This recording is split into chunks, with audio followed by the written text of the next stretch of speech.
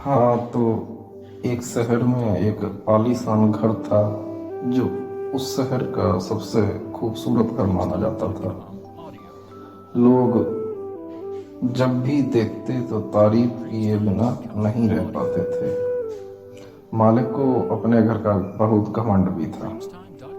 एक बार घर का मालिक काम के सिलसिले में कुछ दिनों के लिए शहर से बाहर गया। जब वह लौटा तो अपने घर से धुआं निकलता देखकर हैरान होने लगा। पास जाकर देखा तो उसके सुंदर घर से आग की लपटें उठती दिखी। यह जल रहा था। पास ही में तमाशाबीन की भीड़ थी जो ये सब देख रही थी। सामने अपना घर जलता देख वह बड़ा घबरा गया और सोचने लगा अब क्या करें, घर को जलने से कैसे बचाएं। जल्दी ही वह आसपास के लोगों से मदद की गुहार लगाने लगा। उसी समय उसका बड़ा बेटा आया और बोला, पापा घबराओ मत, सब ठीक हो जाएगा।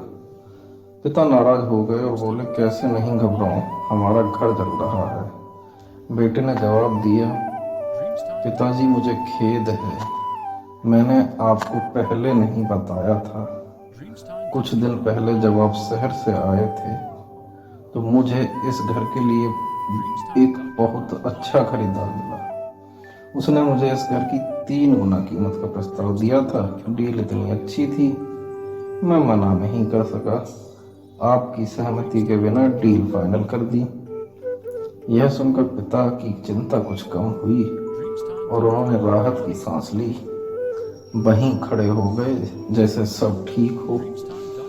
अब वह और लोगों की तरह तमाशबीन बना उस घर को जलता हुआ देख रहा था।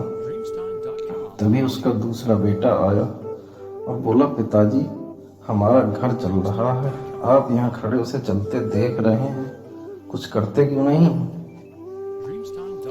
बेटा चिंता मत करो, तुम्हारे बड़े भाई ने यह घर बहुत अच्छे दाम पर बेचा था।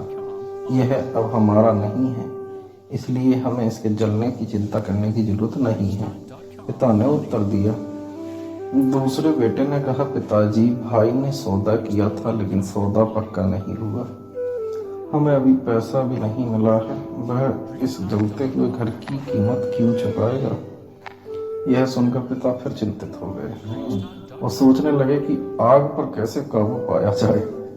वह फिर वहां खड़े लोगों से मदद की गुहार करने लगा। तभी उसका तीसरा पुत्र आया और बोला, पिताजी आपको घबराने की आवश्यकता नहीं है, मैं अभी उस आदमी के घर से आ रहा हूँ जिसे बड़े भाई ने घर बेचा है। मैं उनसे मिला और उन्होंने कहा, मैं अपनी पीठ पर कभी पीछे नहीं हटता। मेरे आदर्श कहते हैं कि चाहे कुछ भी हो जाए मुझे अपने वादे पर कायम रहना चाहिए, इसलिए चाहे कुछ भी हो जाए मैं घर खरीदूंगा और पैसे भी दूंगा। पिता फिर से निश्चिंत हो गए और घर को जलता हुआ देखने लगे। सीख क्या मिल रही है इससे? जब घर जल रहा था तो मालिक की सोच कई बार बदली, उसकी वजह से उसका व्यवहार बदल गया। हम जब भी चीज से जुड़ जाते हैं और वह चीज छीन जाती है तो हमें दुख होता है, लेकिन अगर हम किसी ऐसी चीज को देखते हैं जो हमसे संबंधित नहीं है तो हमें एक अलग ही आज़ादी का एहसास होता है और दुख हमें छूता भी नहीं। इसीलिए दुखी होना या ना होना पूरी तरह से हमारी सोच और मानसिकता पर निर्भर करता है। सोच पर नियंत्रण करके उसे सही दिशा देकर हम कई दुखों और परेशानियों से बच सकते हैं और जीवन में नई ऊंचाइयों को हासिल कर सकते हैं।